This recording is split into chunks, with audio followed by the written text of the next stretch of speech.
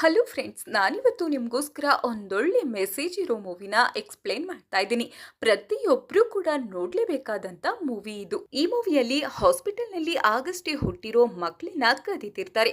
ಏನೇ ಕದೀತಿರ್ತಾರೆ? ನಿಧಿ ಸಿಗುತ್ತೆ ಅನ್ನೋ ಕಾರಣಕ್ಕೆ ಬಲಿ ಕೊಡೋದಕ್ಕೆ, ಭಿಕ್ಷೆ ಬೇಡಿಸೋದಕ್ಕೆ ಆ್ಯಂಡ್ ಶ್ರೀಮಂತರಿಗೆ ಮಾರಾಟ ಮಾಡಿಬಿಡೋದಕ್ಕೆ, ಹೀಗೆ ಹಲವಾರು ಕಾರಣಕ್ಕಾಗಿ ಮಕ್ಕಳನ್ನ ಕದ್ದು ದಂಧೆಯನ್ನ ನಡೆಸ್ತಿರ್ತಾರೆ. ಹೀಗೆ ಒಂದಿನ ಹೀರೋ ಮಗುನು ಕೂಡ ಕದ್ದು ಎಕ್ಸ್ಚೇಂಜ್ ಮಾಡಿರ್ತಾರೆ. ತನ್ನ ಮಗುವಿನ ಹುಡುಕಾಟದಲ್ಲಿ ಮಕ್ಕಳನ್ನ ಕದ್ದು ಸ್ಕ್ಯಾಮ್ ನಡೆಸ್ತಿರೋರ್ನ ಹೇಗೆ ಹೀರೋ ಕಂಡು ಹಿಡಿತಾನೆ? ಹೀರೋ ಮಗುನ ಕದ್ದು ಏನ್ ಮಾಡಿರ್ತಾರೆ? ಹೀರೋಗೆ ತನ್ನ ಮಗು ಸಿಗುತ್ತಾ ಸಿಗಲ್ವಾ? ವಿಡಿಯೋನ ಪೂರ್ತಿ ನೋಡಿ, ನಿಮ್ಗೆ ಗೊತ್ತಾಗುತ್ತೆ. ಅಂದಹಾಗೆ ಈ ಮೂವಿ ಹೆಸರು DNA.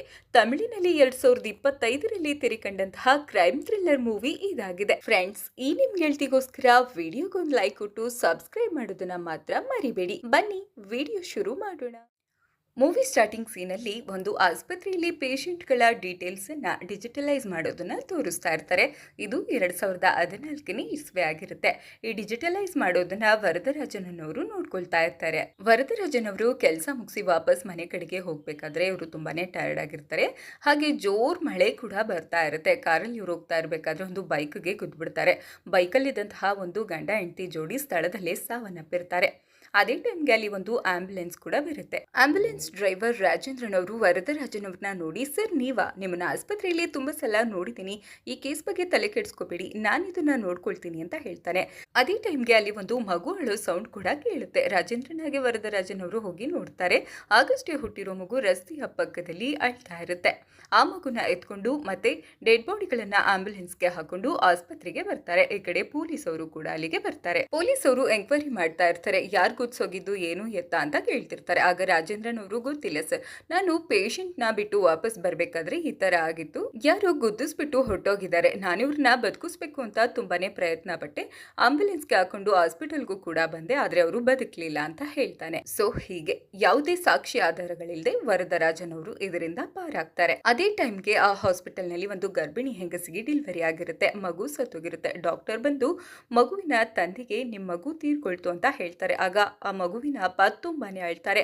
10 ವರ್ಷದ ನಂತರ ಇವಾಗಷ್ಟೇ ನಮಗ್ ಮಗು ಆಗಿತ್ತು, ಮಗು ತೀರ್ಕೊಳ್ತಾ ಅಂತ ಹೇಳಿ ತುಂಬಾನೇ ಜೋರಾಗಿ ಅಳ್ತಾರೆ. ಇದನ್ನ ನೋಡಿ ರಾಜೇಂದ್ರನ್ ಹಾಗೆ ವರದರಾಜನ್ ಅವರು ತಗೊಬಂದಿದ್ರಲ್ಲ ಮಗು ರಸ್ತೆಯಲ್ಲಿ ಬಿದ್ದಿರೋದನ್ನ, ಆ ಮಗುನ ಇವ್ರಿಗೆ ಕೊಡ್ತಾರೆ. ಇದೆಲ್ಲ ಆದ್ಮೇಲೂ ಕೂಡ ವರದರಾಜನ್ ಅವರು ಯಾಕೋ ಸ್ವಲ್ಪ ಟೆನ್ಷನ್ ಅಲ್ಲಿ ಗಾಬರಿಯಾಗಿ ಇರ್ತಾರೆ. ಅಲ್ಲಿಗೆ ರಾಜೇಂದ್ರನ್ ಅವರು ಬಂದು, ಏನ್ ಸರ್ ಈ ಕೇಸಿಂದ ಪಾರಾದ್ರಲ್ಲ, ಆದ್ರೂ ಕೂಡ ಯಾಕೆ ಟೆನ್ಷನ್ ಮಾಡ್ಕೊಂಡಿದ್ದೀರಾ, ಈ ಶಿಕ್ಷೆಯಿಂದ ಪಾರಾದ್ರಲ್ಲ ಅಂತ ಕೇಳ್ತಾರೆ. ಆಗ ವರದರಾಜನ್ ಅವರು ಹೇಳ್ತಾರೆ, ತಪ್ಪು ಮಾಡಿದ್ಮೇಲೆ ಶಿಕ್ಷೆಯಿಂದ ಯಾರೂ ಪಾರಾಗೋದಕ್ಕೆ ಸಾಧ್ಯ ಇಲ್ಲ, ಶಿಕ್ಷೆ ಪೋಸ್ಟ್ಪೋನ್ ಆಗುತ್ತೆ ಅಷ್ಟೇ ಅಂತ ಹೇಳ್ತಾರೆ. ಇಲ್ಲಿಗೆ ಈ ಸೀನ್ ಕಟ್ ಆಗುತ್ತೆ. ಈಗ ಸ್ಟೋರಿ ಪ್ರೆಸೆಂಟ್ಗೆ ಬರುತ್ತೆ 2025ಕ್ಕೆ. ಇಲ್ಲಿ ನಮ್ಮ ಚಿತ್ರದ ನಾಯಕ ಆನಂದ್ ಅವರನ್ನ ತೋರಿಸ್ತಾರೆ. ಈತ ಬಾರಲ್ಲಿ ತನ್ನ ಫ್ರೆಂಡ್ಸ್ಗಳ ಜೊತೆ ತಾನು ಪ್ರೀತಿಸಿರೋ ಹುಡುಗಿ ಕೈ ಕೊಟ್ಟಿರೋದ್ರಿಂದ ಅವಳ ನೆನಪಲ್ಲೇ ಸಖತ್ ಕುಡಿತಾ ಇರ್ತಾನೆ. ಆನಂದ್ಗೆ ವೆಂಕಟ್ ಅನ್ನೋ ಒಬ್ಬ ಲಾಯರ್ ಫ್ರೆಂಡ್ ಕೂಡ ಇರ್ತಾನೆ. ಹಾಗೆ ಅವನು ಫ್ರೆಂಡ್ಸ್ ಜೊತೆ ಕುಡಿತಾ ಇರ್ಬೇಕಾದ್ರೆ ಏನು ಮಾತಾಡೋದಿಲ್ಲ. ತಾನು ಪ್ರೀತಿಸಿರೋ ಹುಡುಗಿ ನೆನಪಲ್ಲೇ ತುಂಬಾನೇ ಮೌನವಾಗಿ ಬೇಜಾರಲ್ಲಿ ತುಂಬಾನೇ ಕುಡಿತಾ ಇರ್ತಾನೆ. ಆನಂದ್ ಫ್ರೆಂಡ್ ವೆಂಕಟ್ ಹಾಗೂ ಇನ್ನಿತರ ಫ್ರೆಂಡ್ಸ್ಗಳು ಆನಂದ್ಗೆ ಬೈತಾ ಇರ್ತಾರೆ. ಅಲ್ಲ ಕಣೋ, ಪ್ರಪಂಚದಲ್ಲಿ ನೀನೊಬ್ನೇನ ಲವ್ ಮಾಡಿರೋದು, ಅವಳೇನೋ ಮದ್ವೆ ಆಗಿ ಆರಾಮಾಗಿದ್ದಾಳೆ, ನೀನ್ ನೋಡಿದ್ರೆ ಅವಳ ನೆನಪಲ್ಲಿ ಕುಡ್ದು ಹಾಳಾಗ್ತಿದೆಯಲ್ಲ ಅಂತ ಏನೇ ಬೈದಿ ಏನೇ ಮಾತಾಡ್ಸಿದ್ರು ಕೂಡ ಆನಂದ್ ಏನೂ ರೆಸ್ಪಾನ್ಸೇ ಮಾಡೋದಿಲ್ಲ. ಈ ಕಡೆ ಆನಂದ್ ಫ್ಯಾಮಿಲಿನ ತೋರಿಸ್ತಾರೆ. ಆನಂದ್ ಫ್ಯಾಮಿಲಿಲಿ ಎಲ್ಲರೂ ಕೂಡ ಇಂಜಿನಿಯರ್ಸ್ ಆಗಿರ್ತಾರೆ. ಆನಂದ್ ತಮ್ಮ ಪ್ರಕಾಶ್ ಕೂಡ ಇಂಜಿನಿಯರ್ ಆಗಿರ್ತಾರೆ. ಈ ಕಡೆ ರಾತ್ರಿ ಎಲ್ಲರೂ ಆನಂದ್ ಫ್ಯಾಮಿಲಿ ಅವರೆಲ್ಲ ಊಟ ಮಾಡ್ಬೇಕಾದ್ರೆ ಆನಂದ್ ಕೂಡ ಅಲ್ಲಿಗೆ ಬರ್ತಾನೆ. ಸಖತ್ ಕುಡ್ದಿರ್ತಾನೆ. ಆನಂದಮ್ಮ ಊಟಕ್ಕೆ ಕೂತ್ಕೊ ಅಂತ ಹೇಳ್ತಾರೆ. ಅವನು ಕೂಡ ಅವ್ರ ಜೊತೆ ಊಟಕ್ಕೆ ಕೂರ್ತಾನೆ. ಆನಂದಪ್ಪ ತುಂಬಾನೇ ಸ್ಟ್ರಿಕ್ಟು. ಆನಂದ್ ಈ ತರ ಕುಡ್ದು ಹಾಳಾಗ್ತಾ ಇರೋದು ಅವ್ರಿಗೆ ಸ್ವಲ್ಪನೂ ಇಷ್ಟ ಆಗೋದಿಲ್ಲ. ಒಂದ್ ಹುಡುಗಿಗೋಸ್ಕರ ಈ ತರ ಕುಡ್ದು ಹಾಳಾಗ್ತಾ ಇದೆಯಲ್ಲ, ಸ್ವಲ್ಪನೂ ನಾಚಿಕೆ ಆಗಲ್ವಾ? ಈ ತರ ಎಲ್ಲ ಬಟ್ಟೆ ಎಲ್ಲ ಹರ್ಕೊಂಡು ನಮ್ಮ ಮಾನ ಮರ್ದಿ ಎಲ್ಲ ತೆಗಿತಾ ಇದೆಯಲ್ಲ, ಇದೆಲ್ಲ ಬಿಟ್ಬಿಡು ಅಂತ ಹೇಳಿ ಬೈತಾ ಇರ್ತಾರೆ. ಆಗ ಆನಂದ್ ಕೂಡ ತುಂಬಾನೇ ಕುಡ್ದಿರೋದ್ರಿಂದ ಮತ್ತೆ ಡ್ರಗ್ ಅಡಿಕ್ಟ್ ಕೂಡ ಆಗಿರ್ತಾನೆ. ಇವನು ಅವ್ರ ಅಪ್ಪನ್ಗೆ ಮತ್ತೆ ತಮ್ಮನ್ಗೆ ಬೈದು ಮನೆಯಿಂದ ಆಚೆ ಬರ್ತಾರೆ. ಮನೆಯಿಂದ ಆಚೆ ಬರ್ಬೇಕಾದ್ರೆ ಅವ್ರಿಗೆ ಒಂದು ಮೆಸೇಜ್ ಕೂಡ ಬರುತ್ತೆ. ಆ ಮೆಸೇಜ್ ನ ನೋಡಿ ಆನಂದ್ ಅವರು ಇನ್ನೂ ಕೂಡ ಬೇಜಾರಾಗ್ತಾರೆ. ಏನದು ಮೆಸೇಜ್ ಮುಂದೆ ಗೊತ್ತಾಗುತ್ತೆ. ನೆಕ್ಸ್ಟ್ ಸೀನ್ ಅಲ್ಲಿ ಚಿತ್ರದ ನಾಯಕಿ ದಿವ್ಯಾಳನ್ನ ತೋರಿಸ್ತಾರೆ. ಈಕೆಗೆ BPD ಅಂದ್ರೆ ಬಾರ್ಡರ್ ಲೈನ್ ಪರ್ಸನಾಲಿಟಿ ಡಿಸಾರ್ಡರ್ ಅನ್ನೋ ಮಾನಸಿಕ ಕಾಯಿಲೆ ಇರುತ್ತೆ. ದಿವ್ಯಾಳನ್ನ ನೋಡೋದಕ್ಕೆ ಗಂಡಿನ ಕಡೆಯವರು ಮನೆಗೆ ಬಂದಿರ್ತಾರೆ. ಹಾಗಾಗಿ ದಿವ್ಯಾಳ ಅಮ್ಮ ದಿವ್ಯನ್ಗೆ ಹೇಳ್ತಾ ಇರ್ತಾರೆ, ಹೋಗಿ ಅಲ್ಲಿ ಹಲ್ ಬಿಟ್ಕೊಂಡು ನಿಂತ್ಕೋಬೇಡ, ಹೆಚ್ಚಿಗೆ ಮಾತಾಡ್ಬೇಡ, ಅವ್ರೇನೇ ಪ್ರಶ್ನೆ ಕೇಳಿದ್ರು ನಾನೇ ಮಾತಾಡ್ತೀನಿ, ಕಾಫಿ ಕೊಟ್ಬಿಟ್ಟು ಸುಮ್ಮನೆ ಸೈಡಲ್ಲಿ ನಿಂತ್ಕೊ ಅಂತ ಹೇಳ್ತಾರೆ. ಸರಿ ಅನ್ಬಿಟ್ಟು ದಿವ್ಯಾ ಗಂಡಿನ ಕಡೆಯವ್ರ ಮುಂದೆ ಕಾಫಿ ಕೊಟ್ಬಿಟ್ಟು ನಿಂತಿರ್ತಾಳೆ. ಗಂಡಿನ ಕಡೆಯವರು ದಿವ್ಯಾಳನ್ನ ಮಾತಾಡಿಸ್ತಾರೆ, ಕೆಲವೊಂದು ಪ್ರಶ್ನೆಗಳನ್ನ ಕೇಳ್ತಾರೆ. ಈ ಎಲ್ಲಾ ಪ್ರಶ್ನೆಗೂ ದಿವ್ಯಾಳ ಅಮ್ಮನೇ ಉತ್ತರ ಕೊಡ್ತಿರ್ತಾರೆ. ಆಗ ಗಂಡಿನ ಕಡೆಯವರು ದಿವ್ಯಾ ಮಾತಾಡೋದಿಲ್ವಾ ಹೆಚ್ಚಿಗೆ ಅಂತ ಕೇಳ್ತಾರೆ. ಆಗ ದಿವ್ಯಾಳಮ್ಮ ಹೇಳ್ತಾಳೆ, ನನ್ನ ಮಗಳು ತುಂಬಾನೇ ಸೈಲೆಂಟ್ ಅಂತ. ಆಗ ದಿವ್ಯಾ, ಯಾಕಮ್ಮ ಸುಳ್ಳು ಹೇಳ್ತಿದ್ಯಾ, ನಾನು ತುಂಬಾ ಮಾತಾಡ್ತೀನಿ, ನನ್ನನ್ನು ಯಾಕೆ ಸೈಲೆಂಟ್ ಅಂತ ಹೇಳ್ತೀಯಾ, ನೀನೇ ಅಲ್ವಾ ನನ್ನನ್ನು ಸೈಲೆಂಟ್ ಆಗಿ ನಿಂತ್ಕೋ, ಏನು ಮಾತಾಡ್ಬೇಡ ಅಂತ ಹೇಳಿದ್ದು ಅಂತ ಹೇಳ್ಬಿಟ್ಟು ಗಂಡಿನ ಕಡೆಯವ್ರ ಮುಂದೆ ಸಿಕ್ಕಾಪಟ್ಟೆ ಮಾತಾಡ್ತಾಳೆ ದಿವ್ಯಾ. ದಿವ್ಯಾಳ ಮಾತು ಕೇಳಿ ಗಂಡಿನ ಕಡೆಯವ್ರಿಗೆ ದಿವ್ಯಾ ಸ್ವಲ್ಪ ಲೂಸ್ ಇರ್ಬೇಕು ಅಂತ ಅನ್ಸಿ ಮದ್ವೆನ ಕ್ಯಾನ್ಸಲ್ ಮಾಡ್ಕೊಂಡು ಹೋಗೇ ಬಿಡ್ತಾರೆ. ಈಗ ದಿವ್ಯಾಳ ಅಮ್ಮ ದಿವ್ಯನ್ಗೆ ಹಿಡ್ಕೊಂಡು ಚೆನ್ನಾಗಿ ಹೊಡಿತಾರೆ, ಬೈತಾರೆ, ನೀನ್ ಇದೇ ತರ ಚೈಲ್ಡ್ ತರ ಆಡ್ತೀರಿ, ಈ ಕಾಲಕ್ಕೆ ನಿನ್ ಮದ್ವೆ ಆಗಲ್ಲ ಅಂತ ಹೇಳಿ ಅವಳಿಗೆ ಹೊಡೆದು ಬೈತಾ ಈ ಕಡೆ ಡಾಕ್ಟರ್ ಹತ್ರ ದಿವ್ಯಾಳನ್ನ ಕರ್ಕೊಂಡ್ ಬರ್ತಾರೆ. ಡಾಕ್ಟರ್ ದಿವ್ಯಾಳಿಗೆ ಹೊರಗಡೆ ಪೇಷಂಟ್ ಎಷ್ಟು ಜನ ಇದ್ದಾರೆ ಕೌಂಟ್ ಮಾಡ್ಕೊಂಡ್ ಬಾರಮ್ಮ, ಒಂದ್ 5 ನಿಮಿಷ ಅಂತ ಹೇಳಿ ಕಳಿಸ್ತಾರೆ. ಹಾಗೆ ದಿವ್ಯಾಳ ಅಮ್ಮನ ಜೊತೆ ಮಾತಾಡ್ತಾರೆ. ದಿವ್ಯಾ ತುಂಬಾನೇ ಸೆನ್ಸಿಟಿವ್ ಇದ್ದಾಳೆ, ಆಕೆಯನ್ನ ನೀವು ಯಾರಿಗೆ ಮದ್ವೆ ಮಾಡಿ ಕೊಟ್ರು ಆಕೆಯ ಪರಿಸ್ಥಿತಿಯನ್ನ ಕ್ಲಿಯರ್ ಆಗಿ ಅರ್ಥ ಮಾಡಿಸಿನಿ ನೀವು ಅವಳನ್ನ ಮದ್ವೆ ಮಾಡಿ ಕೊಡ್ಬೇಕು ಅಂತ ಹೇಳ್ತಾರೆ. ಈ ಕಡೆ ಆನಂದ್ ಬೇಜಾರ್ ಮಾಡ್ಕೊಂಡು ಮನೆಯಿಂದ ಹೊರಗಡೆ ಬಂದು ದೇವಸ್ಥಾನದ ಬಳಿ ಭಿಕ್ಷುಕರ ಜೊತೆ ಕೂತಿರ್ತಾನೆ. ಆನಂದ್ ಫ್ರೆಂಡ್ಸ್ ಆನಂದನ ಹುಡ್ಕೊಂಡ್ ಬಂದು ಇದನ್ನ ಮನೆಗೆ ವಾಪಸ್ ಕರ್ಕೊಂಡು ಹೋಗ್ತಾರೆ. ಆಗ ಅಲ್ಲಿ ಮನೆಗೆ ಆನಂದ್ ತಮ್ಮ ಪ್ರಕಾಶ್ ಪ್ರೀತಿ ಮಾಡ್ತಿದ್ದ ಹುಡುಗಿ ಮತ್ತೆ ಆಕೆಯ ತಂದೆ ತಾಯಿ ಬಂದಿರ್ತಾರೆ. ಆನಂದ್ ತುಂಬಾನೇ ನಶೆಲಿರೋದ್ರಿಂದ ಎಲ್ಲರ ಮುಂದೆ ಏನೇನೋ ಮಾತಾಡ್ತಾನೆ, ಹಾಗೆ ಯೂರಿನ್ ಮಾಡ್ಕೊಂಡು ಅಲ್ಲೇ ಬಿದ್ಬಿಡ್ತಾನೆ. ಆಗ ಪ್ರಕಾಶ್ ಪ್ರೀತಿ ಮಾಡ್ತಿದ್ದ ಹುಡುಗಿ ಮನೆಯವ್ರಿಗೆ ತುಂಬಾನೇ ಬೇಜಾರಾಗುತ್ತೆ. ಆಗ ಅವರು ಆನಂದ್ ಅಪ್ಪನ್ಗೆ ಹೇಳ್ತಾರೆ, ಪ್ರಕಾಶ್ಗೆ ನಮ್ಮ ಮಗಳನ್ನ ಕೊಡೋದಕ್ಕೆ ಏನ್ ತೊಂದ್ರೆ ಇಲ್ಲ, ಕೊಡ್ತೀವಿ, ಆದ್ರೆ ನೀವು ಫಸ್ಟ್ ನಿಮ್ಮ ದೊಡ್ಡ ಮಗ ಆನಂದನ್ನ ನೋಡಿ ನಾವಿನ್ನು ಬರ್ತೀವಿ ಅಂತ ಹೇಳಿ ಅಲ್ಲಿಂದ ಹೊರಟು ಬಿಡ್ತಾರೆ. ಆನಂದ್ ಅವರಪ್ಪ ತುಂಬಾನೇ ಸಿಟ್ ಮಾಡ್ಕೊಂಡು ಆನಂದ್ ಮೇಲೆ ತುಂಬಾನೇ ಬೈತಾರೆ, ನಿನ್ಗೆ ಒಳ್ಳೇದಾಗಲ್ಲ, ನಾಶವಾಗಿ ಹೋಗ್ತೀಯ ಅಂತ ಹೇಳಿ ಆನಂದ್ಗೆ ಶಾಪ ಹಾಕ್ತಾರೆ.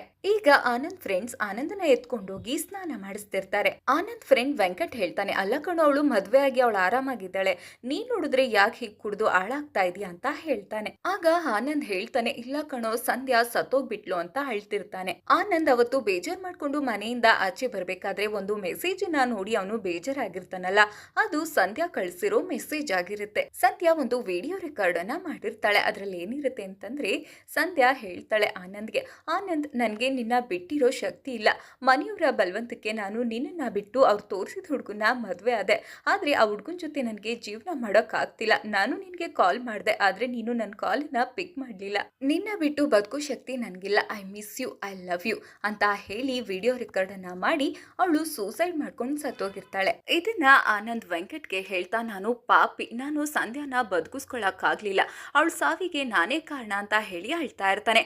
ಇದರಿಂದ ಹೇಗಾದ್ರೂ ಮಾಡಿ ಆನಂದನ ಆಚೆ ತರಬೇಕು ಅಂತ ಹೇಳಿ ವೆಂಕಟ್ ಆನಂದನ ಒಂದು ಆಶ್ರಮಕ್ಕೆ ಸೇರಿಸ್ತಾನೆ. ಆನಂದ್ ಡೈಲಿ ಸಪ್ಪೆ ಮುಖ ಹಾಕೊಂಡು ಬೇಜಾರಲ್ಲಿರ್ತಾರೆ. ಯಾವಾಗ್ಲೂ ಒಂದು ಹಳ್ಳಿ ಕಟ್ಟೆ ಮೇಲೆ ಡೈಲಿ ಕೂರ್ತಿರ್ತಾರೆ. ಆಗ ಅಲ್ಲಿ ಒಂದು ಅಜ್ಜಿ ಕಸವನ್ನ ಗುಡಿಸ್ತಾ ಆನಂದನ ನೋಡ್ತಾ ಇರ್ತಾರೆ. ಅವನನ್ನ ನೋಡಿ ನಗ್ತಾ ಇರ್ತಾರೆ. ಒಂದಿನ ಈ ಅಜ್ಜಿ ತೀರ್ಕೊಳ್ತಾರೆ. ಈ ಅಜ್ಜಿ ಸತ್ತಾಗ ಇವನ್ ಕೈಯಲ್ಲೇ ಕುಳ್ಳಿಡಿಸ್ತಾರೆ. ಈಗ ಆನಂದ್ ಕುಡಿಯೋದನ್ನೆಲ್ಲ ಬಿಟ್ಟು ನಾರ್ಮಲ್ ಆಗ್ತಾನೆ. ಆದ್ರೆ ಅವನ್ ಮುಖದಲ್ಲಿ ಸ್ವಲ್ಪನೂ ನಗು ಇರೋದಿಲ್ಲ, ಯಾವಾಗ್ಲೂ ಬೇಜಾರಲ್ಲೇ ಇರ್ತಾನೆ. ಈ ಕಡೆ ಆನಂದ್ ಅವರಪ್ಪ ಪ್ರಕಾಶ್ಗೆ ಮದ್ವೆ ಮಾಡ್ಬೇಕು, ಅದಕ್ಕಿಂತ ಮುಂಚೆ ಆನಂದ್ಗೂ ಕೂಡ ಒಂದ್ ಮದ್ವೆ ಮಾಡ್ಬೇಕು, ಆನಂದ್ ತರದೇ ಯಾವ್ದೋ ಒಂದು ಹುಡುಗಿನ ಅವನ್ಗೆ ಕಟ್ಬೇಕು ಅಂತ ಹೇಳಿ ಡಿಸೈಡ್ ಮಾಡ್ಕೊಳ್ತಾರೆ. ಹಾಗೆ ಈ ಕಡೆ ದಿವ್ಯಾಳ ಮನೆಗೆ ಹೆಣ್ಣು ಹುಡುಗಕ್ಕೆ ಅಂತ ಬರ್ತಾರೆ. ದಿವ್ಯಾ ಇಲ್ಲಿ ಹೆಚ್ಚಿಗೆ ಏನು ಮಾತಾಡೋದಿಲ್ಲ, ಯಾಕಂದ್ರೆ ಹೆಚ್ಚಿಗೆ ಮಾತಾಡಿದ್ರೆ ಮದ್ವೆ ಕ್ಯಾನ್ಸಲ್ ಆಗ್ಬಿಡುತ್ತೆ, ಅಮ್ಮ ನನ್ಗೆ ಹೊಡಿತಾರೆ ಬೈತಾರೆ ಅನ್ನೋದು ಅವಳ ತಲೆಯಲ್ಲಿ ಇರುತ್ತೆ. ಈ ಕಡೆ ಆನಂದ್ ಕೂಡ ಅವಳು ಇಷ್ಟ ಇಲ್ಲ ಅಂತ ಏನು ಕೂಡ ಹೇಳುದಿಲ್ಲ, ಸುಮ್ನೆ ಸೈಲೆಂಟ್ ಆಗಿ ಇರ್ತಾನೆ. ಆನಂದ್ ಅವರಪ್ಪ, ಹುಡುಗಿ ನಮ್ಗೆ ಇಷ್ಟ ಆಯ್ತು, ಆದಷ್ಟು ಬೇಗ ಮದ್ವೆ ಮಾಡಿ ಮುಗಿಸೋಣ ಅಂತ ಹೇಳ್ತಾರೆ. ಈ ಕಡೆ ಮದ್ವೆ ದಿನ ಕೂಡ ಬರುತ್ತೆ. ದಿವ್ಯಾಳಿಗೆ ಆನಂದ್ ತುಂಬಾನೇ ಇಷ್ಟ ಆಗಿರ್ತಾನೆ. ದಿವ್ಯಾ ಅಂತೂ ತುಂಬಾನೇ ಖುಷಿಯಾಗಿರ್ತಾಳೆ.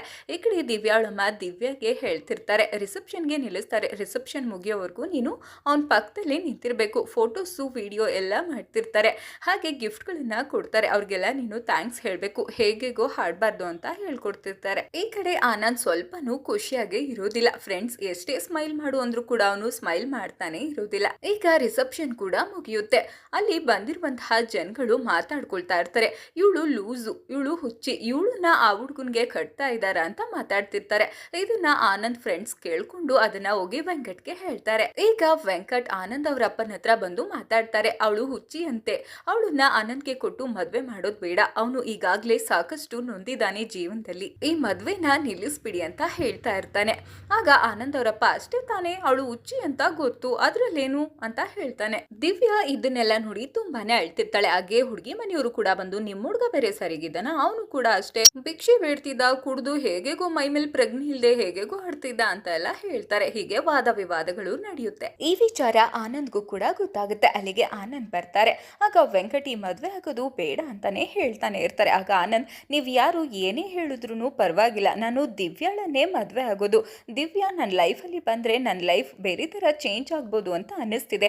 ನಾನು ದಿವ್ಯಾಳನ್ನೇ ಮದ್ವೆ ಆಗ್ತೀನಿ ಅಂತ ಹೇಳಿ ದಿವ್ಯಾಳ ಜೊತೆ ಮದ್ವೆ ಆಗ್ತಾರೆ. ನಂತರ ಇವರು ಬೇರೆ ಮನೆಗೂ ಕೂಡ ಶಿಫ್ಟ್ ಆಗ್ತಾರೆ. ಇವರಿಬ್ರು ಹೀಗೆ ತುಂಬಾನೇ ಖುಷಿಯಾಗಿರ್ತಾರೆ. ಈ ಕಡೆ ಪ್ರಕಾಶ್ ಅವ್ರದ್ದು ಕೂಡ ಮದ್ವೆ ಆಗುತ್ತೆ. ಈ ಕಡೆ ದಿವ್ಯಾ ಕೂಡ ಪ್ರೆಗ್ನೆಂಟ್ ಆಗ್ತಾಳೆ.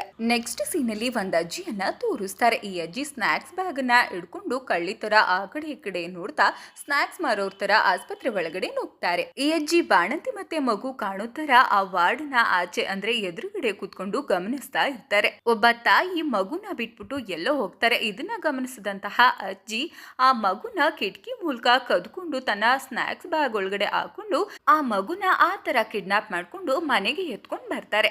ನಂತರ ಅಲ್ಲಿಗೆ ಯಾರೋ ಒಬ್ಬ ಹೆಂಗ್ಸ್ ಬರ್ತಾರೆ. ಆ ಮಗುಗೆ ಹಾಲನ್ನ ಕುಡಿಸಿ ತೊಟ್ಲಲ್ಲಿ ಹಾಕಿ ಮಲಗಿಸ್ಬಿಟ್ಟು ಆ ಅಜ್ಜಿಯಿಂದ ದುಡ್ಡನ್ನ ತಗೊಂಡು ಅಲ್ಲಿಂದ ಹೋಗ್ತಾರೆ. ಈ ಕಡೆ ದಿವ್ಯಾ ಒಂದು ಗಂಡು ಮಗುವಿಗೆ ಜನ್ಮವನ್ನ ನೀಡ್ತಾಳೆ. ಅಲ್ಲಿ ಆ ಕಳ್ಳಜ್ಜಿ ಕೂಡ ಇರ್ತಾಳೆ. ಹಾಸ್ಪಿಟಲ್ ಇಂದ ಹೊರಗಡೆ ಹೋಗ್ಬೇಕಾದ್ರೆ ಸೆಕ್ಯೂರಿಟಿ ಆ ಅಜ್ಜಿ ಬ್ಯಾಗ್ ನ ಚೆಕ್ ಮಾಡ್ತಾರೆ. ಆದ್ರೆ ಆ ಅಜ್ಜಿ ಬ್ಯಾಗ್ ಅಲ್ಲಿ ಸ್ನಾಕ್ಸ್ ಮಾತ್ರ ಇರುತ್ತೆ. ಅಜ್ಜಿ ಅಲ್ಲಿಂದ ಹೊರಡ್ತಾರೆ. ಆಗಷ್ಟೇ ಹುಟ್ಟಿರೋ ಮಗುನ ಡಾಕ್ಟರ್ ದಿವ್ಯನ್ಗೆ ತೋರಿಸಿರ್ತಾರೆ. ದಿವ್ಯಾ ಮಗುನ ನೋಡಿರ್ತಾಳೆ. ಈ ಕಡೆ ದಿವ್ಯನ್ ಫ್ಯಾಮಿಲಿ ಅವರೆಲ್ಲ ತುಂಬಾನೇ ಖುಷಿಯಾಗಿರ್ತಾರೆ. ಈಗ ಮಗುಗೆ ಏನೋ ಉಸಿರಾಟದ ತೊಂದರೆ ಇದೆ ಅಂತ ಹೇಳ್ಬಿಟ್ಟು ಇನ್ಕ್ಯುಬೇಟರ್ ಅಲ್ಲಿ ಇಡೋದಕ್ಕೆ ಅಂತ ಮಗುನ ತಗೊಂಡ್ ಹೋಗಿರ್ತಾರೆ. ನಂತರ ಮಗುನ ತಗೊಂಡ್ ಬರ್ತಾರೆ. ದಿವ್ಯನ್ ಕೈಗೆ ಮಗುನ ಕೊಟ್ಟಾಗ ದಿವ್ಯಾ ಹೇಳ್ತಾಳೆ, ಇದು ನಮ್ಮ ಮಗು ಅಲ್ಲ, ನಮ್ಮ ಮಗು ಎಲ್ಲಿ ಅಂತ ಕೇಳ್ತಿರ್ತಾಳೆ.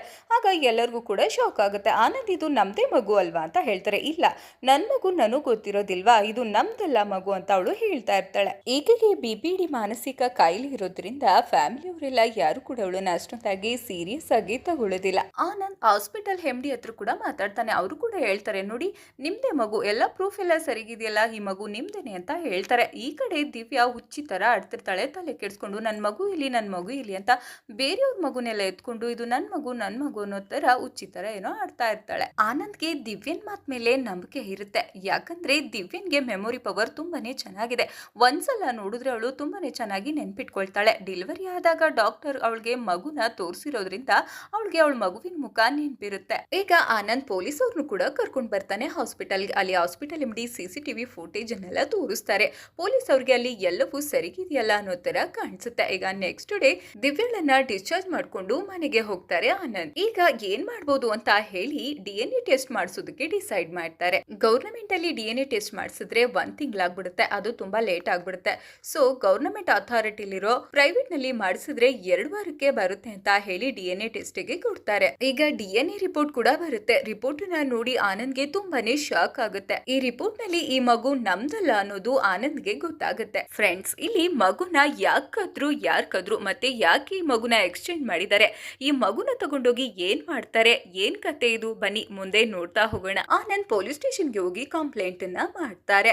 ಆಗ ಅಲ್ಲಿ 3 ವಾರದಲ್ಲಿ ರಿಟೈರ್ಡ್ ಆಗ್ಬೇಕಾಗಿದ್ದ ಚಿನ್ನಸ್ವಾಮಿ ಅನ್ನೋರ್ಗೆ ಈ ಕೇಸನ್ನ ಅಸೈನ್ ಮಾಡ್ತಾರೆ. ಆ ಚಿನ್ನಸ್ವಾಮಿನವ್ರು ಹೇಳ್ತಾರೆ, ನಾಳೆ ಲಾಯರ್ ನ ಕರ್ಕೊಂಡ್ ಬಂದು ನನ್ನ ಮೀಟ್ ಮಾಡು ಅಂತ ಚಿನ್ನಸ್ವಾಮಿ ಅವರು ಹೇಳ್ತಾರೆ. ಆನಂದ್ ಅವ್ರ ಫ್ರೆಂಡ್ ವೆಂಕಟ್ ಲಾಯರ್ ಆಗಿರೋದ್ರಿಂದ ಆನಂದ್ ಅವರು ವೆಂಕಟ್ ಅವ್ರನ್ನ ಕರ್ಕೊಂಡು ಚಿನ್ನಸ್ವಾಮಿ ಅವರ ಮನೆಗೆ ಬರ್ತಾರೆ. ಈಗ ಚಿನ್ನಸ್ವಾಮಿ ಅವರು ಇವ್ರನ್ನ ಕರ್ಕೊಂಡು ಕ್ರೈಮ್ ಸೆಂಟರ್ ಗೆ ಹೋಗ್ತಾರೆ. ಅಲ್ಲಿ ಆನಂದ್ಗೆ ಗೊತ್ತಾಗುತ್ತೆ ಇದೇ ತರ ಎಷ್ಟು ಮಕ್ಕಳು ಕಿಡ್ನಾಪ್ ಆಗಿರೋ ಕೇಸ್ಗಳು ತುಂಬಾ ಇದೆ ಅಂತ. ಕಳೆದ 2 ವರ್ಷದಿಂದ ಸುಮಾರು 250 ಮಕ್ಕಳು ಕಳ್ಳತನ ಆಗಿರೋದು ಆನಂದ್ಗೆ ಇಲ್ಲಿ ಗೊತ್ತಾಗುತ್ತೆ.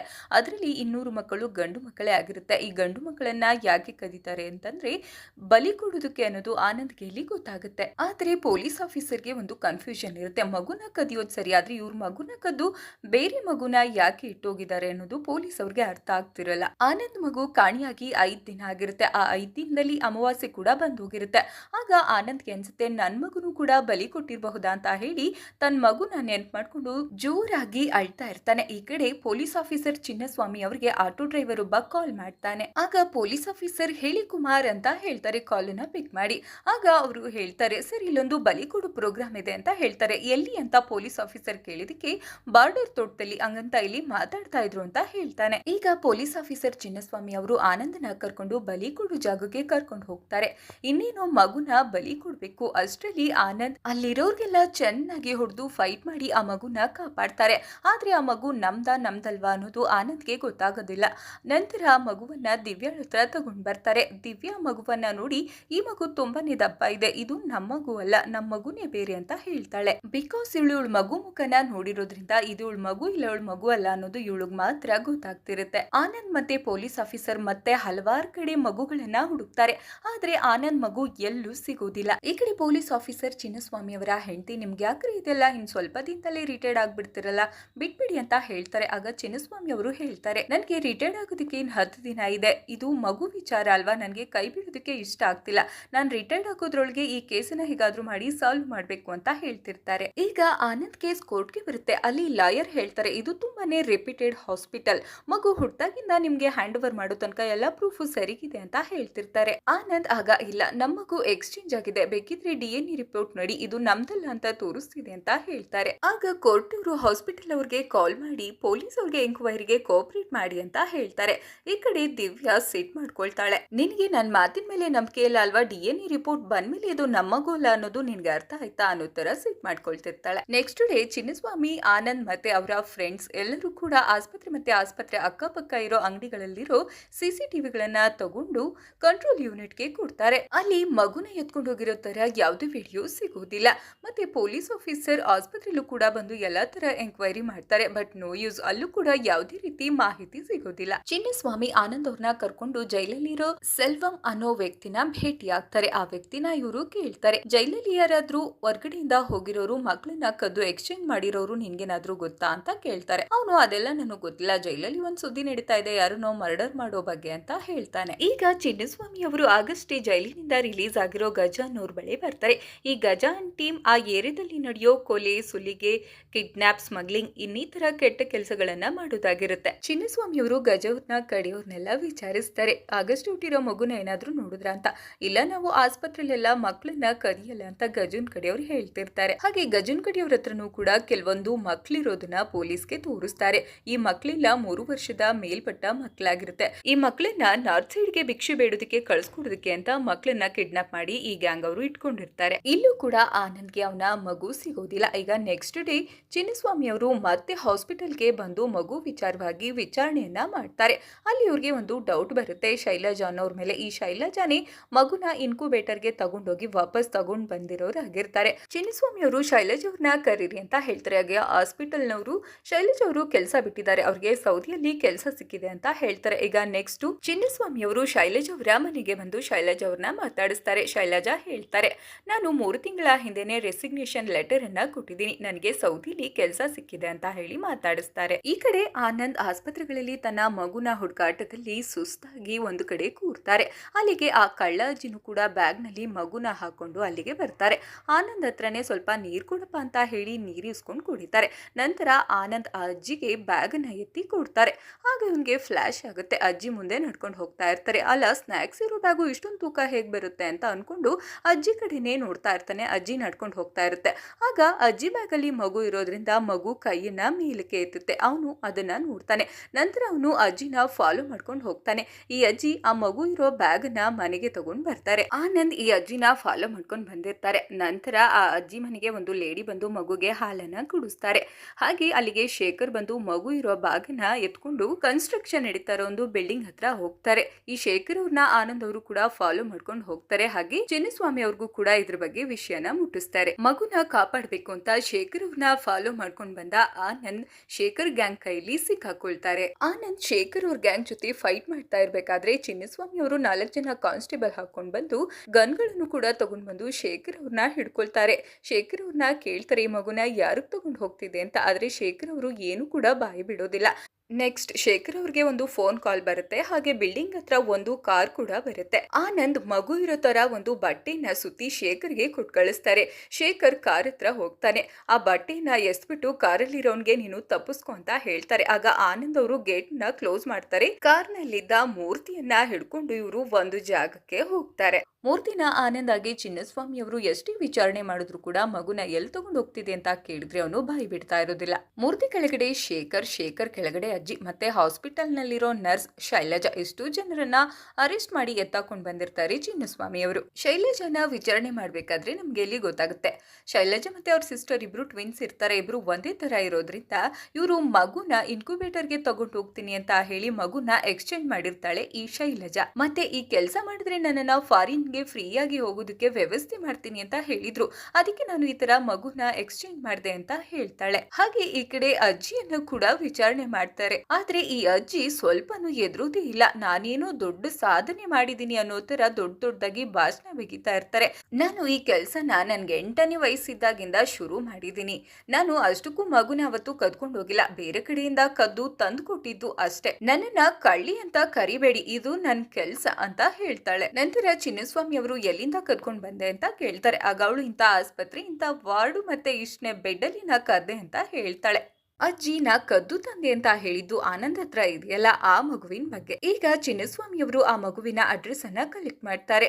ನಂತರ ಆನಂದ್ ಅವ್ರಿಗೆ ತಿಳಿಸ್ತಾರೆ, ಅವರು ನಿಮ್ಮ ಏರಿಯಾದಲ್ಲೇ ಇದ್ದಾರೆ, ನಿಮ್ಮ ಹತ್ರ ಇದೆಯಲ್ಲ ಪಟ್ಟು ಅನ್ನೋ ಮಗು, ಆ ಮಗು ಅವ್ರದ್ದೇನೆ, ಅವ್ರಿಗೆ ತಲುಪಿಸ್ಬಿಡಿ ಅಂತ ಹೇಳ್ತಾರೆ. ಆನಂದ್ ಮತ್ತೆ ದಿವ್ಯಾ ತಮ್ಮ ಹತ್ರ ಇರೋ ಮಗುವಿಗೆ ಪಟ್ಟು ಅಂತ ಹೆಸರಿಟ್ಟಿರ್ತಾರೆ. ಆನಂದ್ ಈಗ ದಿವ್ಯಾಳ ಹತ್ರ ಬಂದು ನಮ್ಮ ಮಗುನ ಅವರ ಪೇರೆಂಟ್ಸ್ ಹತ್ರ ಕೊಡ್ಬೇಕು, ಅವರ ಪೇರೆಂಟ್ಸ್ ನಮ್ಮ ಏರಿಯಾದಲ್ಲೇ ಇದ್ದಾರೆ, ಅವ್ರಿಗೆ ನಾವು ಈ ಮಗುನ ಒಪ್ಪಿಸ್ಬೇಕು ಅಂತ ಹೇಳ್ತಾರೆ. ದಿವ್ಯ ಇದನ್ನ ಕೇಳಿ ತುಂಬಾನೇ ಕಷ್ಟ ಆಗುತ್ತೆ, ಆದ್ರೂ ಕೂಡ ಮಗುನ ಕೊಡೋದಕ್ಕೆ ಒಪ್ತಾಳೆ. ನೆಕ್ಸ್ಟ್ ಇವರು ಪಟ್ಟುನ ಅವ್ರ ಪೇರೆಂಟ್ಸ್ ಹತ್ರ ಕೊಟ್ಟಿ ಬರ್ತಾರೆ. ಕೊಟ್ಟಿ ಬಂದ್ಮೇಲೆ ಪಟ್ಟು ಇಲ್ದೇನೆ ದಿವ್ಯಾ ತುಂಬಾನೇ ವಿಚಿತ್ರವಾಗಿ ಆಡ್ತಾ ಇರ್ತಾಳೆ, ಅಳ್ತಿರ್ತಾಳೆ, ಕೂಗ್ತಿರ್ತಾಳೆ. ದಿವ್ಯನ್ಗೆ ತಾನ್ ಹೆತ್ತ ಮಗುನೂ ಇಲ್ಲ, ಈ ಕಡೆ ತಮ್ಮ ಹತ್ರ ಇದ್ದಿದ್ದ ಸಾಕ್ತಿದ್ದಂತಹ ಪಟ್ಟು ಕೂಡ ಇಲ್ಲ. ಯಾಕಂದ್ರೆ ಪಟ್ಟು ಜೊತೆ ತುಂಬಾನೇ ಅಟ್ಯಾಚ್ಮೆಂಟ್ ಬೆಳೆದಿರುತ್ತೆ ಅವಳಿಗೆ. ಪಟ್ಟುನ ಬಿಟ್ಟು ಅವಳಿಗೆ ಇರಕ್ಕಾಗದೆ ತುಂಬಾನೇ ಒದ್ದಾಡ್ತಿರ್ತಾಳೆ, ಪಟ್ಟು ಬಗ್ಗೆನೇ ಕನ್ವರಿಸ್ತಿರ್ತಾಳೆ, ಅಳ್ತಿರ್ತಾಳೆ. ದಿವ್ಯನ್ನ ನೋಡಿ ಆನಂದ್ಗೂ ಕೂಡ ತುಂಬಾನೇ ದುಃಖ ಆಗುತ್ತೆ. ಇವರಿಬ್ರು ತುಂಬಾನೇ ಅಳ್ತಾ ಇರ್ತಾರೆ. ಈಗ ಪಟ್ಟುವಿನ ನಿಜವಾದ ಅಮ್ಮ ಕಾಲ್ ಮಾಡ್ತಾಳೆ ದಿವ್ಯಾಳಿಗೆ. ಕಾಲ್ ಮಾಡ್ಬಿಟ್ಟು, ಅಕ್ಕ ನಾನು ದೇವ್ರಿಗೆ ಒಂದು ಅರ್ಕೆ ಕಟ್ಕೊಂಡಿದ್ದೆ, ನನ್ ಮಗು ಸಿಕ್ಕಿದ್ರೆ ದೇವಸ್ಥಾನಕ್ಕೆ ಬರ್ತೀನಿ ಅಂತ. ನೆನ್ನೆ ಅಷ್ಟೇ ಅರ್ಕೆ ಕಟ್ಕೊಂಡೆ, ಆದ್ರೆ ನಾಳೆಗೆ ನೀವು ನನ್ಗೆ ಪಟ್ಟುನ ತಂದ್ಕೊಟ್ರಿ. ನೀವು ಕೂಡ ನಮ್ ಜೊತೆ ದೇವಸ್ಥಾನಕ್ಕೆ ಬನ್ನಿ, ಆ ದೇವಸ್ಥಾನದಲ್ಲಿ ಅರ್ಕೆನ ಕಟ್ಕೊಳ್ಳಿ, ನಿಮ್ಮಗೂ ಕೂಡ ಸಿಗ್ಬೋದು ಅಂತ ಫೋನ್ ಮಾಡಿ ದಿವ್ಯಾಳನ್ನ ಕರಿತಿರ್ತಾಳೆ. ದಿವ್ಯಾ ಆನಂದನ ಕೂಡ ಕೇಳ್ತಿರ್ತಾಳೆ, ನಮ್ಮ ಮಗು ಎಲ್ಲಿ, ನಮ್ಮ ಮಗು ಏನಾಯ್ತು, ನಮ್ಮ ಮಗುನ ಹುಡುಗು ತರ ನಾಟಕ ಮಾಡ್ತಾ ಇದೀಯ ಅಂತ ಆನಂದನ ಪ್ರಶ್ನೆ ಮಾಡ್ತಿರ್ತಾಳೆ.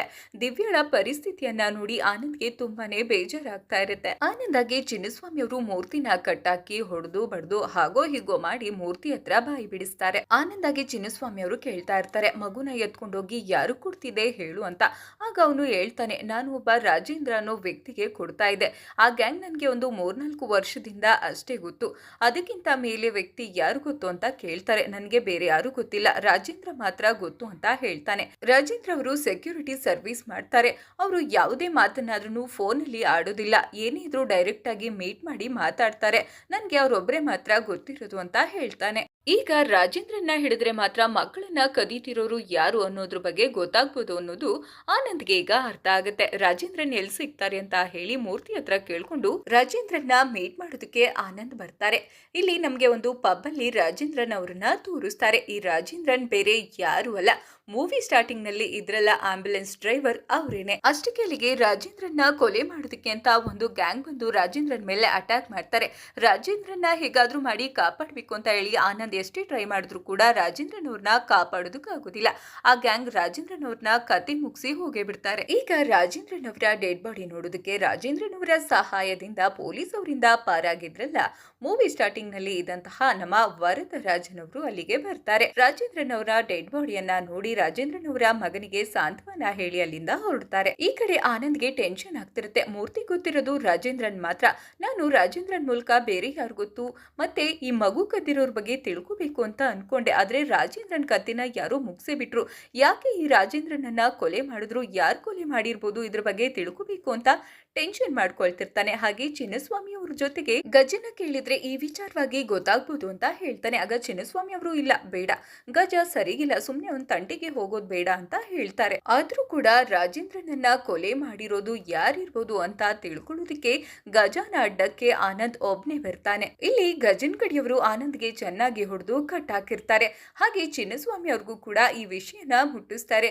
ಚಿನ್ನಸ್ವಾಮಿ ಅವ್ರಿಗೆ ಕಾಲ್ ಮಾಡಿ ಹೇಳಿದಾಗ ಹೌದಾ ಸರಿ ಬರ್ತೀನಿ ಅಂತ ಹೇಳಿ ಗಜನ ಅಡ್ಡಕ್ಕೆ ಚಿನ್ನಸ್ವಾಮಿ ಅವರು ಬರ್ತಾರೆ. ಚಿನ್ನಸ್ವಾಮಿ ಅವರು ಗಜ ಅವ್ರಿಗೆ ರಿಕ್ವೆಸ್ಟ್ ಮಾಡ್ಕೊಳ್ತಾರೆ, ಆನಂದ್ಗೆ ಏನೋ ಗೊತ್ತಾಗಿಲ್ಲ, ಬಂದು ನಿಮ್ಮನ್ನ ಕೇಳ್ಬಿಟ್ಟಿದ್ದಾನೆ, ಪ್ಲೀಸ್ ಆನಂದನ ಬಿಟ್ಬಿಡು ಅಂತ ಕೇಳ್ಕೊಳ್ತಿರ್ತಾರೆ. ಈ ಕಡೆ ಆನಂದ್ಗೆ ಅರ್ಥ ಆಗುತ್ತೆ, ನಾನು ರಾಜೇಂದ್ರನ್ನ ಯಾರು ಕೊಂದಿರ್ಬೋದು ಅಂತ ನಿಮ್ಮನ್ನ ಕೇಳೋದಕ್ಕೆ ಅಂತ ಬಂದೆ, ಆದ್ರೆ ನೀವು ನನ್ನನ್ನೇ ಕಟ್ ಹಾಕಿದ್ದೀರಾ ಅಂತಂದ್ರೆ ನನ್ಗೆ ಅರ್ಥ ಆಯ್ತು, ರಾಜೇಂದ್ರನ್ನ ನೀವೇ ಕೊಲೆ ಮಾಡಿದೀರಾ ಅನ್ನೋದು ಆನಂದ್ಗೆ ಅರ್ಥ ಆಗುತ್ತೆ. ಆನಂದ್ ಈಗ ಗಜಾನ ಗ್ಯಾಂಗ್ ಜೊತೆ ಸಖತ್ ಫೈಟ್ ಮಾಡ್ತಾನೆ. ಹಾಗೆ ಈಗ ಗಜಾನ ಕತ್ತಿಗೆ ಲಾಂಗ್ ಅನ್ನ ಹಿಡ್ಕೊಂಡು ರಾಜೇಂದ್ರನ್ನ ಯಾಕೆ ಕೊಂದೆ, ನಿನ್ಗೋನ್ಗೂ ಏನ್ ಸಂಬಂಧ, ಯಾರ್ ಈ ಸುಪಾರಿನ ನೀನು ಕೊಟ್ಟಿದ್ದು ಅಂತ ಕೇಳ್ತಾನೆ. ಆಗ ಗಜ ಹೇಳ್ತಾನೆ, ಈ ಸುಪಾರಿನ ಕೊಟ್ಟಿದ್ದು ವರದರಾಜನ್. ಫ್ರೆಂಡ್ಸ್, ಈ ಕಥೆಯಲ್ಲಿ ಮೇನ್ ವಿಲ್ಲನ್ನೇ ವರದರಾಜನ್ ಆಗಿರ್ತಾನೆ. ಮಕ್ಕಳನ್ನ ಕಳ್ಳತನ ಮಾಡಿಸ್ತಿರೋದೇ ಈತ. ಇಲ್ಲಿ ನಮ್ಗೆ ವರದರಾಜನ್ ಅವರ ಫ್ಲಾಶ್ ಬ್ಯಾಕ್ ಸ್ಟೋರಿಯನ್ನ ತೋರಿಸ್ತಾರೆ. ಮೂವಿ ಸ್ಟಾರ್ಟಿಂಗ್ ನಲ್ಲಿ ತೋರಿಸ್ತಿದ್ರಲ್ಲ ರಾಜೇಂದ್ರನ್ ಮತ್ತೆ ವರದರಾಜನ್ ಅವರು ಮಾತಾಡೋದು, ಆ ಸೀನ್ ಅನ್ನ ನಮ್ಗೆ ಇಲ್ಲಿ ತೋರಿಸ್ತಾರೆ. ಇವರಿಬ್ರು ಒಂದು ಕ್ಯಾಂಟೀನ್ ಅಲ್ಲಿ ಕೂತ್ಕೊಂಡು ಮಾತಾಡ್ತಾ ಇರ್ತಾರೆ. ಆಗ ಅಲ್ಲಿಗೆ ಇವರಿಂದ ಮಗು ಪಡ್ಕೊಂಡಲ್ಲ ವ್ಯಕ್ತಿ, ಆ ವ್ಯಕ್ತಿ ಬಂದು ಇವ್ರಿಗೆ ಚಿನ್ನಾಭರಣಗಳನ್ನ ಕೊಡ್ತಾನೆ. ಆಗ ವರದರಾಜನ್ ಅವರು ಇಲ್ಲ ನಮ್ಗೆ ಬೇಡ ಅಂತ ಹೇಳ್ತಾರೆ. ಆದ್ರೂ ಕೂಡ ಆತ ಇಲ್ಲ, ನೀವು ನಮ್ ಪಾಲ್ಗೆ ದೇವ್ರಿದ್ದಂಗೆ 2 ಜೀವನ ಉಳಿಸಿದೀರಾ, ನೀವು ತಗೊಳ್ಳೇಬೇಕು ಅಂತ ಹೇಳಿ ಚಿನ್ನಾಭರಣ ಕೊಟ್ಟು ಅಲ್ಲಿಂದ ಹೊರಡ್ತಾರೆ. ಆ ಚಿನ್ನಾಭರಣಗಳನ್ನ ರಾಜೇಂದ್ರನ್ ಅವರು 2 ಭಾಗ ಮಾಡ್ತಾರೆ. ಅಂದ್ರೆ ಅವ್ರಿಗೊಂದ್ ಭಾಗ ಇವ್ರಿಗೊಂದ್ ಭಾಗ. ಹೇಗಿದ್ದಾಗ ಗವರ್ನಮೆಂಟ್ ಪೇಷಂಟ್ ಡೀಟೇಲ್ಸ್ ಗಳನ್ನ ಡಿಜಿಟಲೈಸ್ ಮಾಡ್ಬೇಕು ಅಂತ ಹೇಳ್ತಾರೆ. ಈ ಡಿಜಿಟಲೈಸ್ ಮಾಡೋದನ್ನ ವರದರಾಜನ್ ಅವರೇ ನೋಡ್ಕೊಳ್ತಾ ಇರ್ತಾರೆ. ಹೇಗಿದ್ದಾಗ ವರದರಾಜನ್ ಅವರಿಂದ ಮಗು ಪಡೆದಿದ್ರಲ್ಲ ಅದೇ ವ್ಯಕ್ತಿ ಬಂದು ನಮ್ ಸ್ನೇಹಿತನಿಗೂ ಕೂಡ ಒಂದು ಮಗು ಬೇಕು, 5 ಲಕ್ಷವನ್ನ ಕೊಡ್ತೀನಿ, ಇನ್ನೊಂದು ಮಗು ತಂದ್ಕೊಡಿ ಅಂತ ಹೇಳ್ತಾರೆ. ಆದ್ರೆ ವರದರಾಜನ್ ಒಪ್ತಿರಲ್ಲ. ನಂತರ 5 ಲಕ್ಷ ಕೊಡೋದಾಗಿ ಹೇಳಿದಾಗ ದುಡ್ಡಿನ ಆಸೆಗೆ ವರದರಾಜನ್ ಒಪ್ಕೊಳ್ತಾರೆ. ಹೀಗೆ ಆಸ್ಪತ್ರೆಯಿಂದ ಮಗುವನ್ನ ಕಳ್ಳತನ ಮಾಡಿಸಿ ಆ ಮಗುವನ್ನ ದೇವಸ್ಥಾನದ ಬಳಿ ಆ ವ್ಯಕ್ತಿಯನ್ನ ಕರೆಸಿ ಮಗುವನ್ನ ಕೊಡ್ತಾರೆ. ಈ ತರ ಇವರು ಡೀಲಿಂಗ್ ಅನ್ನ ಮಾಡ್ತಾ ಇರ್ತಾರೆ. ಯಾಕೆ ದೇವಸ್ಥಾನದ ಬಳಿ ಕೊಡ್ತಾರೆ ಅಂತಂದ್ರೆ ಈ ದೇವಸ್ಥಾನಕ್ಕೆ ಮಗು ಆಗೋರು ಆಗದೆ ಇರೋರು ಎಲ್ಲಾ ತರದ ಜನರು ಬರ್ತಾ ಇರ್ತಾರೆ. ಬೇರೆ ಜಾಗದಲ್ಲಿ ಈ ತರ ಮಾಡಿದ್ರೆ ಡೌಟ್ ಬರ್ಬೋದು ಅಂತ ಹೇಳಿ ದೇವಸ್ಥಾನದ ಬಳಿನೇ ಈ ತರ ಡೀಲಿಂಗ್ ನ ಮಾಡೋದನ್ನ ನಡೆಸ್ತಾ ಇರ್ತಾರೆ. ವರದರಾಜನ್ ಅವರೇ ಮಗುವನ್ನ ಕದ್ರೆ ಸಿಕ್ಕಾಕೊಳ್ಬೋದು ಅಂತ ಹೇಳಿ ಇವರ ಕೆಳಗೆ ರಾಜೇಂದ್ರ, ರಾಜೇಂದ್ರನ ಕೆಳಗೆ ಮೂರ್ತಿ, ಮೂರ್ತಿ ಕೆಳಗೆ ಶೇಖರ್, ಶೇಖರ್ ಕೆಳಗೆ ಆ ಕಳ್ಳ ಅಜ್ಜಿ, ಹೀಗೆ ಒಂದು ಚೈನ್ ಲಿಂಕ್ ತರ ಒಂದು ಪ್ಲಾನ್ ಅನ್ನ ಮಾಡ್ಕೊಂಡಿರ್ತಾರೆ. ಹಾಗಾಗಿ ಆನಂದ್ ಮಗು ವಿಚಾರವಾಗಿ ಮೂರ್ತಿವರೆಗೂ ಎಲ್ಲರೂ ಸಿಕ್ಕಾಕೊಂಡಿರ್ತಾರೆ.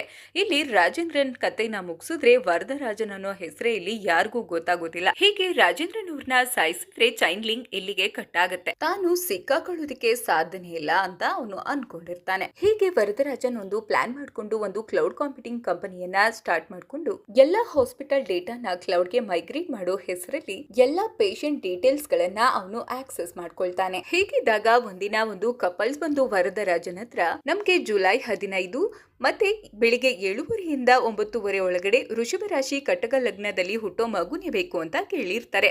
ಇದು 2 ಕೋಟಿಗೆ ಡೀಲ್ ಆಗಿರುತ್ತೆ. ವರದರಾಜನ್ಗೆ ಎಲ್ಲಾ ಪೇಷಂಟ್ ಗಳ ಡೀಟೇಲ್ಸ್ ಸಿಗೋದ್ರಿಂದ ಆ ಡೇಟ್ಗೆ ಯಾರಿಗೆ ಡೆಲಿವರಿ ಆಗುತ್ತೆ ಅನ್ನೋದನ್ನ ಲೀಸ್ಟ್ ಮಾಡ್ಕೊಂಡು ಇಟ್ಕೊಂಡಿರ್ತಾನೆ. ಆಗ ಅದೇ ಡೇಟ್ಗೆ ದಿವ್ಯಾ ಮತ್ತೆ ಆನಂದ್ ದಂಪತಿಗೆ ಒಂದು ಗಂಡು ಮಗು ಜನಿಸಿರುತ್ತೆ. ಈ ಮಗುನ ಕದಿಯೋದ್ ಬೇಡ, ಎಕ್ಸ್ಚೇಂಜ್ ಮಾಡ್ಬಿಡೋಣ ಅಂತ ಹೇಳಿ ಒಂದು ಪ್ಲಾನ್ ಅನ್ನ ಮಾಡಿರ್ತಾರೆ Varadaraj. Shailaja sister twin sister ಆಗಿರೋದ್ರಿಂದ ಆನಂದ್ ಹಾಗೆ ದಿವ್ಯಾಗೆ ಜನಿಸಿದ ಮಗುವನ್ನ ಇನ್ಕ್ಯುಬೇಟರ್ಗೆ ಇಡ್ತೀವಿ ಅಂತ ಹೇಳಿ ಶೈಲಜಾ ಅವರು ಇನ್ಕ್ಯುಬೇಟರ್ ಒಳಗಡೆ ತಗೊಂಡು ಹೋಗ್ತಾರೆ. ಇದೇ ಜಾಗಕ್ಕೆ ಮಗುನ ಎಕ್ಸ್ಚೇಂಜ್ ಮಾಡ್ಬೇಕು ಅಂತ ಅಜ್ಜಿ ಮೂಲಕ ಬೇರೆ ಆಸ್ಪತ್ರೆಯಿಂದ ಮಗುವನ್ನ ಕಳ್ಳತನ ಮಾಡಿಸಿ ಆಗ ಅಜ್ಜಿ ಆ ಮಗುವನ್ನ ಸ್ನಾಕ್ಸ್ ಮಾರೋರ್ ತರ ಒಂದು ಬ್ಯಾಗ್ಗೆ ಹಾಕೊಂಡ್ ಬಂದು ಆಸ್ಪತ್ರೆಗೆ ಬಂದಾಗ ಅಲ್ಲಿಂದ ಶೈಲಜಾ ಅವರ ಟ್ವಿನ್ ಸಿಸ್ಟರ್ ಇದ್ರಲ್ಲ ಅವರು ಆ ಮಗುವನ್ನ ಎತ್ಕೊಂಡು ಮತ್ತೆ ಇನ್ಕ್ಯುಬೇಟರ್ ಒಳಗಡೆ ಹೋಗ್ತಾರೆ. ಹೀಗೆ ಆನಂದ್ ಅವರ ಮಗುವನ್ನ ಒಂದು ಪ್ಲಾನ್ ಮಾಡಿ ಎಕ್ಸ್ಚೇಂಜ್ ಮಾಡಿರ್ತಾರೆ ವರದರಾಜನ್. ಮತ್ತೆ ಅಲ್ಲಿಂದ ಇನ್ಕ್ಯುಬೇಟರ್ ಇಂದ ದಿವ್ಯಾ ಹಾಗೆ ಆನಂದ್ ಫ್ಯಾಮಿಲಿಗೆ ಮಗುವನ್ನ ತಂದ್ಕೊಟ್ಟಿರ್ತಾರೆ. ಆಗ ವರದರಾಜನ್ ಅವರು ಆನಂದ್ನ ಆ ಮಗುವನ್ನ 2 ಕೋಟಿಗೆ ಡೀಲ್ ಮಾಡ್ಕೊಂಡಿದ್ರಲ್ಲ ಅವ್ರಿಗೆ ತಗೊಂಡೋಗಿ ಕೊಡ್ತಾರೆ.